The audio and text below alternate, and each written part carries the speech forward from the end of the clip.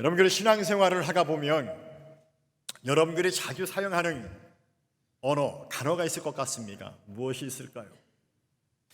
저는 개인적으로 이 단어를 생각해 보게 되었습니다. 바로 회복이라고 하는 것입니다. 회복.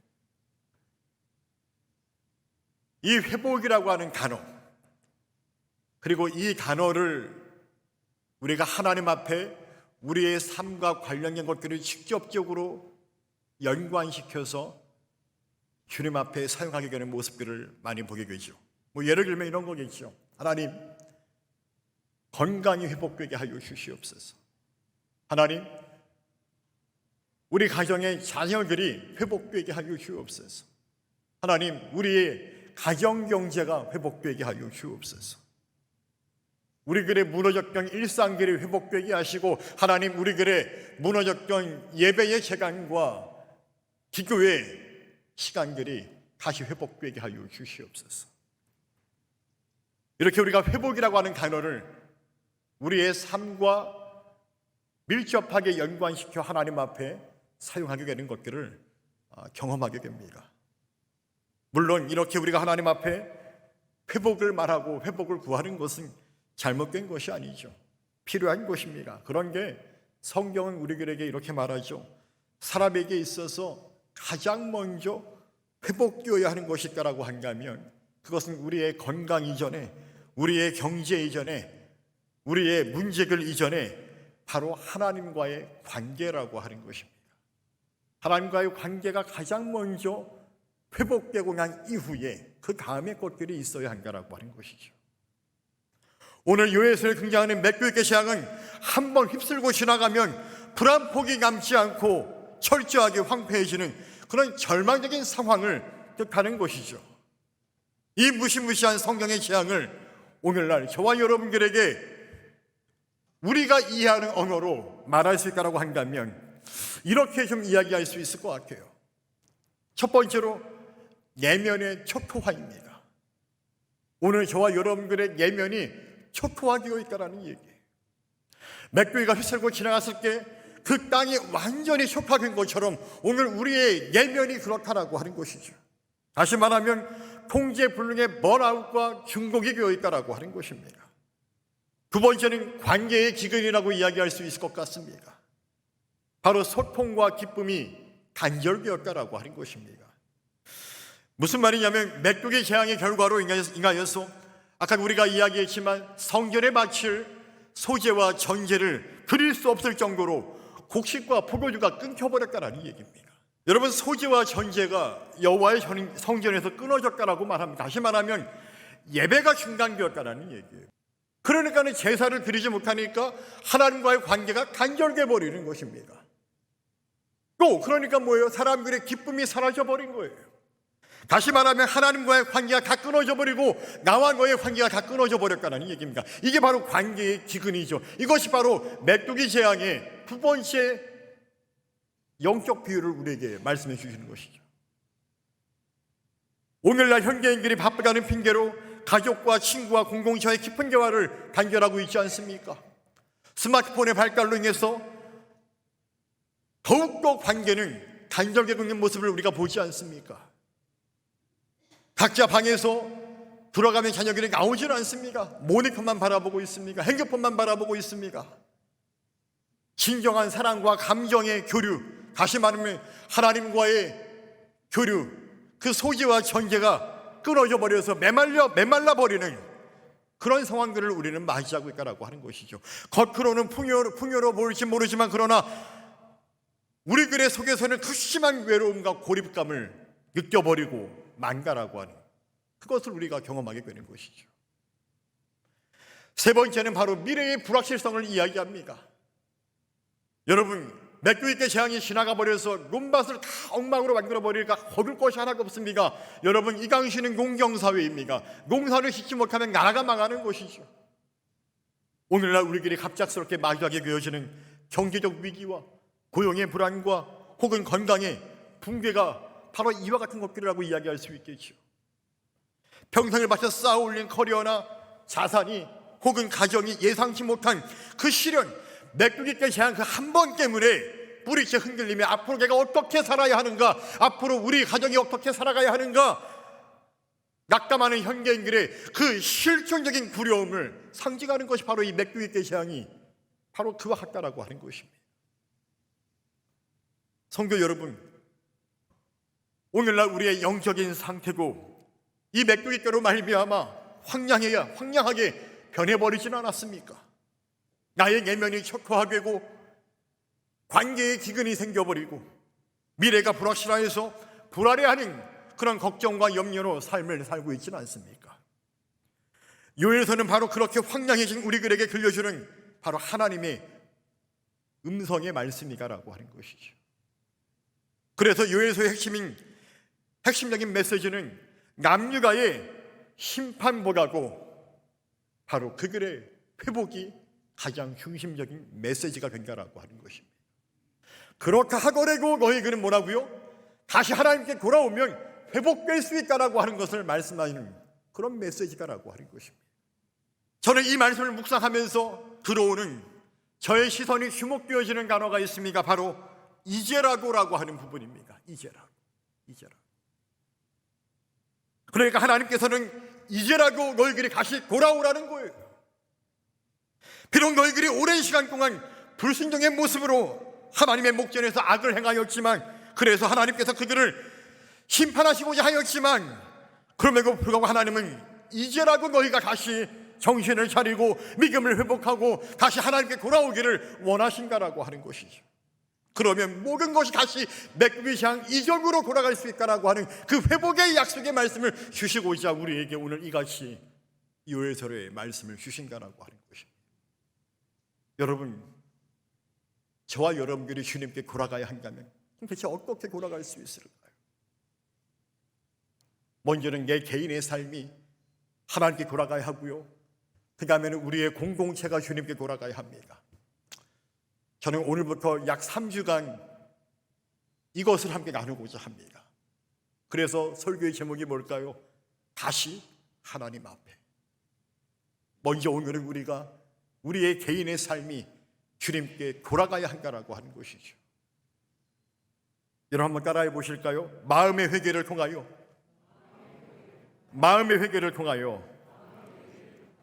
돌아갈 수 있습니다. 할렐루야. 결국은 회개입니다. 우리가 일반적으로 회개를 말하면 마치 눈물을 많이 흘리는 것으로 생각하기도 합니다. 어떤 때는 죄책감을 크게 느끼는 경우도 있습니다. 그렇게 이해하기도 하죠. 물론 그것들이 회개의 과정 가운데서 나타나게 되는, 경험하게 되는 부분이기는 하지만, 그러나 그게 결코 회개의 전부는 아닙니다.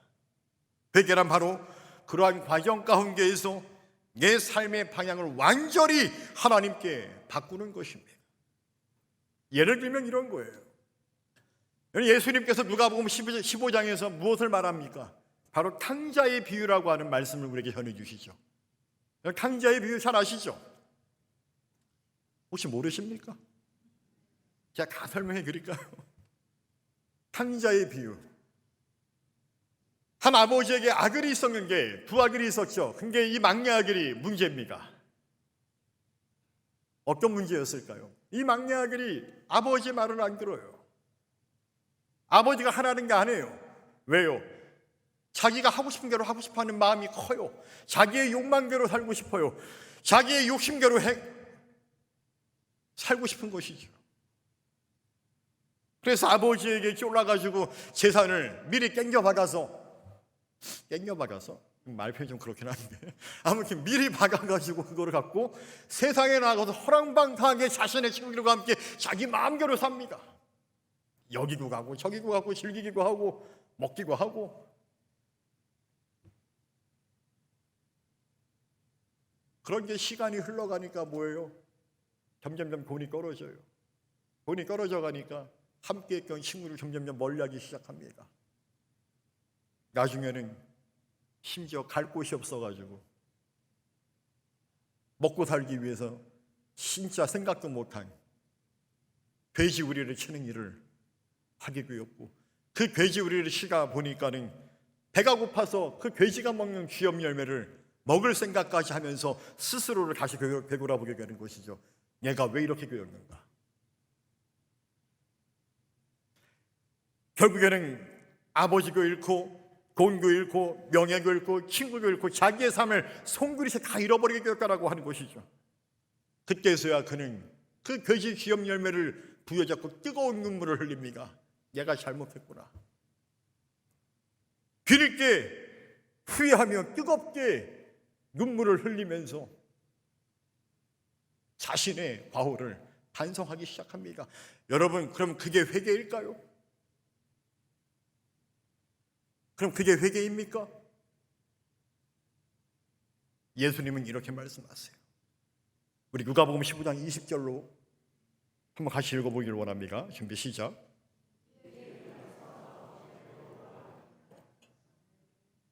아멘. 뜨거운 눈물을 흘려요. 내가 잘못 살았구나. 내가 잘못했구나. 눈물을 흘린다고 이러면 회개가 된 게 아니에요. 뭐예요? 주님이 말씀하세요. 이래 일어나서 아버지께로 돌아가니라. 바로 이겁니다. 이처럼 회개는 마음에서부터 눈물을 흘리며 자신의 과거를 돌아보고 하나님의 말씀에 거울 앞에 내가 정말로 죄인이구나 라고 그렇게 고백했다면 뭐예요? 그 마음이 내 실행으로 옮겨져야죠. 뜨거운 눈물로 기도가 끝난 것이 아니라는 얘기예요. 뜨거운 눈물로 기도했으면 내 삶의 결단이 일어나야죠. 그래서 일어나는 것입니다. 돌아가는 겁니다. 방향을 바꾸는 것, 이게 진짜 회개가라고 말씀하는 것이죠. 그런 게 하나님은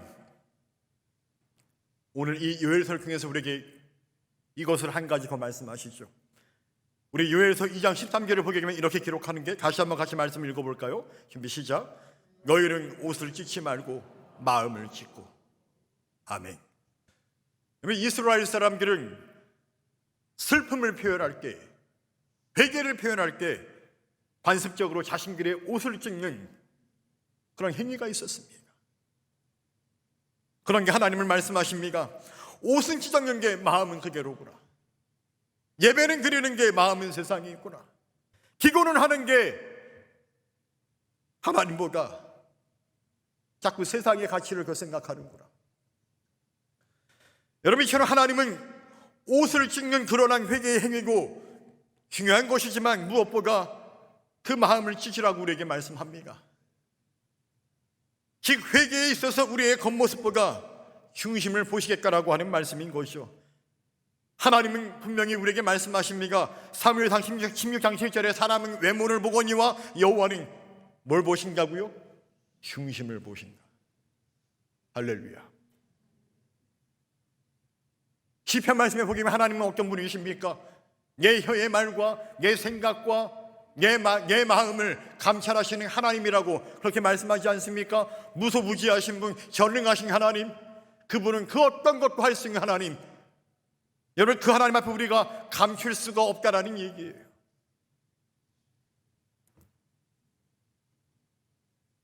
오늘 저와 여러분들이 진정으로 회개함으로 하나님 앞에 돌아가는 은혜가 있기를 간절히 주의 이름으로 축원합니다. 여러분, 교회 안에는요 두 종류의 눈물이 있다고 말하죠. 첫 번째는 감동에서 흘리는 눈물이 있어요. 설교를 듣다가도 마음이 울컥해서 흘리는 눈물이 있고요, 찬양을 하다 보면 그 찬양 때문에 그 가사말에 은혜가 돼서 흘리는 눈물이 있어요. 이거는 감정적인 것들이 참 크죠. 다른 하나는 벼락이어서 흘리는 눈물이 있다라고 하는 것입니다. 벼락이어서 그 탕자가 정말로 벼락인 것이죠. 일어나 아버지께로 돌아가기로 결심하고 실제로 그가 돌아갔을 때 자기를 기다리고 맞이하는 그 아버지 앞에 안기면서 뜨거운 눈물을 흘립니다. 삶이 바뀌는 회개였던 거예요. 여러분, 예배 중에 눈물을 흘리는 사람 많습니까? 그러나 삶이 바뀌지 않으면 아무런 의미가 없습니다. 하나님은 눈물 자체보다 바로 삶이 바뀌는 회개를 기뻐하신다라고 하는 것이죠. 여러분, 이 시간 이 예배가 끝난 뒤에 여러분들이 말씀을 듣고 돌아갈 것입니다. 근데 여러분들의 삶의 자리, 여러분들의 직장, 가정, 여러분들의 그 모든 삶의 자리에서 내 말과 내 행동이, 내 생각이 여전히 하나님의 말씀에 바뀌지 않았다고 한다면, 은혜를 받았다라고 말하면서 바뀌지 않았다고 한다면, 이렇게 그건 회개라고 말할 수가 없는 것이죠. 그러나 바뀐다면 그것이 하나님께서 기뻐하시는 진정한 회개가 된다라고 하는 것입니다. 그럼 대체 하나님은 왜 이렇게 우리에게 회개를 요구하시는 것일까요? 오늘 요엘서 2장 13절 하반절을 보게 되면 이렇게 우리에게 말씀하죠. 우리 다시 한번 말씀을 다시 한번 읽어볼게요. 준비 시작.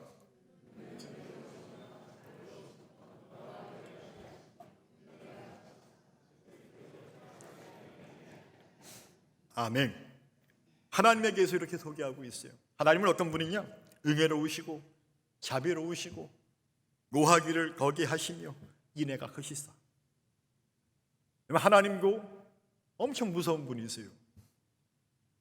엄청 무섭게 심판하세요. 그런 게 그 노하기를 거기 하기를 원하시는 분이라는 얘기예요. 인애가 크시게요. 뜻을 돌이켜서 재앙을 내리기를 원치 않는다라고 말씀하십니다. 여러분, 요엘서의 이 말씀은 사실 출애굽기 34장에서 하나님께서 두 번째 십계명의 골판을 새기시기 전에 모세에게 자신을 드러내시고 소개하실 때 하신 말씀 그대로를 인용한 것입니다. 여러분, 출애굽기 34장 6절을 보게 되면 이렇게 기록하죠. 우리 다시 한번 말씀 같이 읽어볼까요? 준비 시작. 여호와라 여호와라 자비롭고 은혜롭고 노하기를 거기하고 인자와 신실이 많은 하나님이라. 아멘. 여러분, 십계명의 두 번째 골판을 주시기 전에 어떤 일이 있었습니까? 이스라엘 백성들에게 모세가 출애굽해서 호렙산에 도착하였을 때 모세가 하나님을 만나러 올라갑니다. 근데 40일 동안 모세가 나타나지 않는 거예요. 이스라엘 백성들이 이상함을 느낍니다. 야, 이거 뭔 일 있는 거 아니야? 점점 부러워지기 시작합니다. 불안해하기 시작합니다. 그러니까 그들이 해서는 안 될 행동을 합니다. 그게 무엇이었습니까? 아론으로 하여금 금송아지를 만들어서 이것이 우리를 인도하여 낸 하나님이라고 그렇게 말하게 했던 것이죠. 그토록 하나님이 싫어했던 우상을 숭배하게 만들었던 것입니다. 한쪽에서는 지금 십계명에 전해지는 게, 한쪽에서는 그 하나님을 우상 숭배하고 있다라고 하는 것이. 결국 그 사건으로 인해서 첫 번째 십계명 돌판이 깨져버립니다. 그리고 다시 시간이 흘러서 이 말씀처럼 두 번째 십계명 돌판이 모세에게 전해질 때 하나님이 말씀하세요. 여호와라 여호와라 자비롭고 은혜롭고 노하기를 거기에 하시고 인자와 신실이 많은 하나님이라. 그렇습니까? 하나님은 스스로를 나는 은혜롭고 자비로운 하나님이가라고 그렇게 우리에게 말씀하고 있다라는 얘기. 바로 요엘 선지자는 그 은혜롭고 자비로우신 하나님을 너희들이 기억하라는 거예요. 비록 너희들이 불신종하여서 이 메뚜기 재앙을 맞이하였지만 하나님은 여전히 너희들을 회복시키기를 원하시는 은혜롭고 자비로우신 하나님이라고 하는 것들이 너희들이 깨달아 알기를 원한다라고 하는 것입니다. 그러니 뭐라고요? 회개하고 돌아가라는 얘기예요. 여러분, 이렇게 우리가 회개할 수 있는 이유는 우리 스스로가 괜찮은 사람이니까 회개할 수 있습니까? 그렇지 않습니다. 우리는 괜찮은 사람들이 아니에요. 바로 하나님이 은혜롭고 자비로운 분이기 때문에 우리가 회개할 수 있다라고 하는 것입니다. 그러니까 우리가 주님께 회개하며 돌아갈 수 있는 이유는 하나님의 성품 때문인 것이죠. 여러분, 예수님의 십자가도 마찬가지입니다. 죄인된 우리가 하나님께 나아갈 수 있는 이유는 우리가 잘나서입니까? 우리가 의로워서입니까? 아니면 우리는 다 죄인입니다.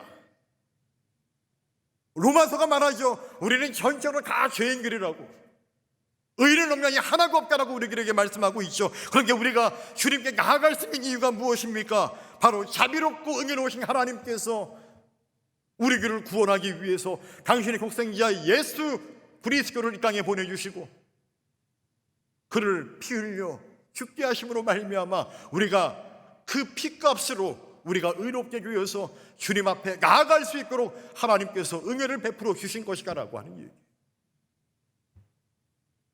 즉 전적인 예수 그리스도의 은혜로 말미암아 우리가 주님 앞에 나아가게 되었다라고 하는 것이죠. 사랑하는 성도 여러분, 우리는 살아가면서 주님 앞에 회개할 때 옷만 찢고 있지는 않습니까? 예배는 드리지만 마음은 다른 곳에 있지 않습니까? 기도는 하지만 순종은 미루고 있지는 않습니까? 하나님 뭐라고 세상적인 가치를 더 의지하고, 하나님 뭐라고 사람의 시선들을 더 두려워하며, 하나님 뭐가 내 계획들을 더 붙잡고 살아가고 있지는 않습니까? 그래서 오늘날 우리가 혹 메뚜기 떼의 재앙을 당하고 있지는 않습니까? 오늘 하나님께서 그런 우리 모두에게 묻고 계십니다. 너의 마음은 지금 어디를 향하고 있느냐? 사랑하는 성도 여러분, 간절히 바라기에는 우리 가운데 잃어버린 주님의 그 첫사랑을 회복할 수 있는 은혜가 있기를 간절히 주님의 이름으로 축원합니다. 우리의 예배가 결코 형식적인 예배가 아니라 정말로 영과 진리로 드리는 예배가 될 수 있기를, 그런 예배로 바뀌게 될 수 있기를 주님의 이름으로 축원합니다. 하나님보다 앞서 했던 그 모든 것들이 내려놓아지는 은혜가 있기를 간절히 주님의 이름으로 축원합니다. 그리하여 우리 모두가 이제라고 하나님 앞으로 돌아오는 회개의 은혜가 있기를 주님의 이름으로 간절히 축원합니다. 여러분, 오늘부터 전교인 영성수련회가 시작됩니다. 이준희 목사님, 정말 제가 들어보니까 정말 파워풀한 목사님이세요. 정말 말씀이 좋으시더라고요. 대전에 혈혈간신 내려와서, 아무것도 모르고 혈혈간신 내려와서 개척을 해서 지금 우리 강릉소망교회 정도로 교회가 부흥되었습니다. 뜨거운 하나님의 역사를 체험하였고, 뜨거운 하나님의 말씀을 전하시는 그런 메신저예요. 요즘에 정말로 수많은 교회에서 이분을 모셔서 말씀 집회를 많이 하시는 게, 저는 작년부터 이분을 모시고자, 그래서 결국 모실 수가 있게 되었습니다. 여러분, 저는 한 가지 바라는 것이 하나 있습니다. 하나님, 어떻게 해서든 우리 강릉소망교회 성도들이 은혜 받게 하여 주시옵소서. 담임 목사님, 제가 역량이 부족해서 제가 어렵다면 아버지요, 이런 자녀들을 통해서 우리 성도들이 은혜 받게 하여 주시옵소서. 저들이 말씀을 사모하게 하여 주옵소서. 이 귀한 집회 은혜의 자리에 정말로 수많은 우리 강릉 묵지방에 수많은 교회들이 있지만 자체적으로 이런 행사를 하고 싶어도 하지 못하는 교회들이 수두룩한 게, 하나님, 우리 교회는 할 수 있는 은혜가 있는 게, 정말 우리 교회에 마음이 상한 심령들, 여러 가지 문제가 있는 심령들, 자녀의 문제, 관계의 문제, 재정의 문제, 수많은 문제가 있는 그 사람들이 진짜 이 집회를 통해서 말씀으로 은혜 받게 하시고 회개하고 돌아오는 은혜가 있어서 회복의 역사가 일어나는 그런 놀라운 은혜를 체험할 수 있게 하여 주옵소서. 여러분, 그런 은혜가 있기를 간절히 주님의 이름으로 축원합니다. 그리하여서 우리 강릉소망교회와 목연 성도들이 다시 하나님 앞에 서게 되어지는 저와 여러분 계시기를 간절히 주님의 이름으로 축원합니다.